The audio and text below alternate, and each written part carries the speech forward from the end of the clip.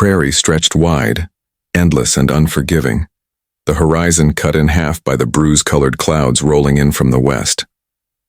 Hannah Turner stood on the porch of her family's ranch house, the boards creaking beneath her boots, watching the storm gather its strength. She wasn't afraid of storms. She had weathered plenty in her 26 years. But there was something about the way the wind howled that afternoon, curling through the grass like a warning. The cattle had been restless since morning, their bawling carrying across the range. The chickens refused to settle, and even the dog slunk under the wagon as though the sky itself were about to split open. Hannah tugged her shawl tighter around her shoulders. She had been alone since dawn, her father gone to town for supplies, her brother riding fence lines. Alone was something she'd grown used to on the edge of the frontier. But when a lone rider appeared at the edge of the trail, just as the first drops of rain kissed the dust, Hannah felt the weight of solitude in a new way. The man was hunched in his saddle, his hat pulled low, a slicker draped over his shoulders. His horse, a chestnut gelding lathered at the flanks, stumbled with exhaustion. As the stranger drew nearer, Hannah's hand went instinctively to the rifle propped by the door. The storm was about to break, and with it came a man she had never seen before. The storm struck just as the stranger dismounted. Lightning split the sky, thunder rolled like cannon fire, and rain came down in sheets drumming against the porch roof. The man tipped his hat, water streaming off the brim. His face was half hidden by shadow, but Hannah caught the pale glint of gray eyes. "Ma'am," he said, his voice low, roughened by the wind. "Beggin' pardon, but my horse won't carry me another mile in this." Hannah tightened her grip on the rifle. "You're a long way from anywhere." "That I am." For a moment, only the storm spoke. Then, against her better judgment, Hannah stepped back and opened the door. "You can come in till the rain passes." The stranger removed his hat, shook the water from his coat, and entered with quiet restraint, as though wary of leaving mud on her floor. His horse shifted restlessly outside, but the barn would have to wait. The storm was too fierce. Inside, the air smelled faintly of wood smoke and stew simmering over the hearth. Hannah took up her needlework, sitting straight-backed in her chair, while the stranger stood near the fire, hands outstretched to the warmth. No words passed between them, save the crackle of the flames and the storm's fury against the shutters. Trust, Hannah reminded herself, was not freely given on the frontier. But as the firelight danced across the stranger's face, she wondered who he was, and why the storm had carried him to her door. Night fell heavy and without mercy. The storm showed no sign of easing, so Hannah fetched a blanket and set it across the stranger's shoulders without a word. "Much obliged," he murmured, the first hint of warmth in his voice. Hannah studied him from across the room. His clothes were worn, travel-stained. A revolver hung low at his side, though he hadn't once reached for it. "Got a name?" she asked finally. "Caleb," he said after a pause, as though the word carried more weight than he wanted to admit. "Caleb Grant," Hannah nodded slowly. "Hannah Turner." For a while they sat in companionable silence, listening to the storm pummel the roof. But when lightning flared so bright it lit the rafters like day, Hannah caught the look in Caleb's eyes. Haunted, far away, the gaze of a man who had seen too much. He was running from something. She felt it in her bones, yet strangely she wasn't afraid.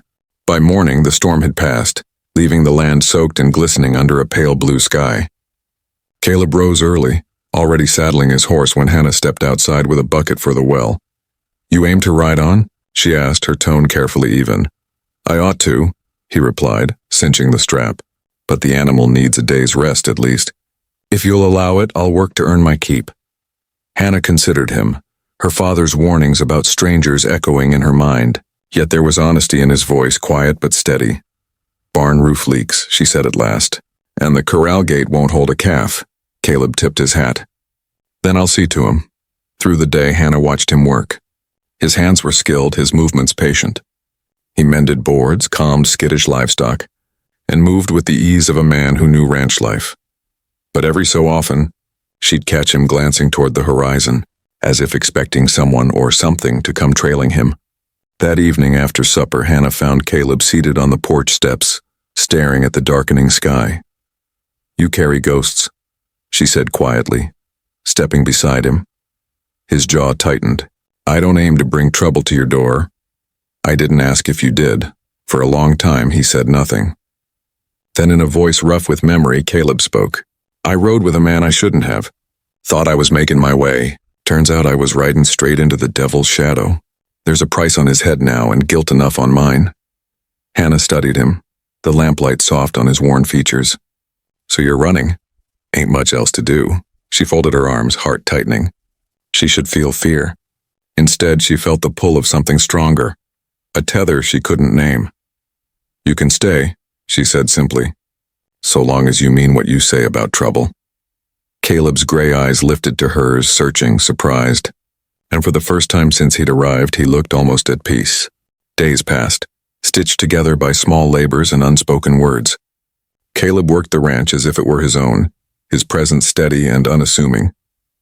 Hannah found herself drawn to his silence, not the silence of avoidance, but the kind born of respect. He never pressed, never pried, yet his eyes carried an understanding that eased the loneliness she had long endured. One evening, as they brought the last of the calves into shelter, their hands brushed on the corral gate. A spark leapt between them, fleeting but undeniable. Hannah's breath caught, though she said nothing. Caleb only lowered his gaze as though afraid of what might be revealed if he looked too long, but the air between them had changed. The silence no longer felt like distance. It felt like promise. One morning, hoofbeats thundered on the horizon. Hannah's heart seized as two riders crested the hill, rifles slung at their sides, bounty hunters. Caleb stiffened, every muscle tense.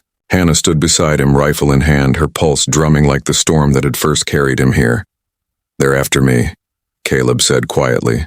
Best I ride out before you're dragged into it. But Hannah's voice rang clear, steadier than she felt. You came here in a storm. You've worked this ranch as if it were yours. You've given me no cause to doubt you. If they want you, they'll have to come through me. Caleb's eyes widened, gray and full of something he'd long forgotten. Hope. The bounty hunters dismounted, demanding answers. Hannah stood her ground, rifle leveled, Caleb at her side, and though the tension crackled like lightning in the air, the men rode on, muttering curses, unwilling to press against the fire in her gaze. When the dust settled, Caleb turned to Hannah, voice raw. Why'd you do it? She met his eyes, her own steady. Because you belong here. Storm or no storm. The days that followed were quieter, gentler. Caleb no longer spoke of leaving. Hannah no longer feared his silence. Instead, their words came in small offerings. Laughter over supper, stories by lamplight, long hours working side by side. One evening, beneath a sky washed clean with stars, Caleb took her hand in his. I never thought I'd find peace again, he admitted softly. But somehow you've given me that. Hannah squeezed his hand, her voice low but certain. And I never thought I'd want someone to stay. But I want you here, Caleb. Storms will come again, but we'll face them together. In the hush of the prairie night, with the smell of sage on the wind and the cattle lowing in the distance, silence spoke louder than words, and in that silence love bloomed.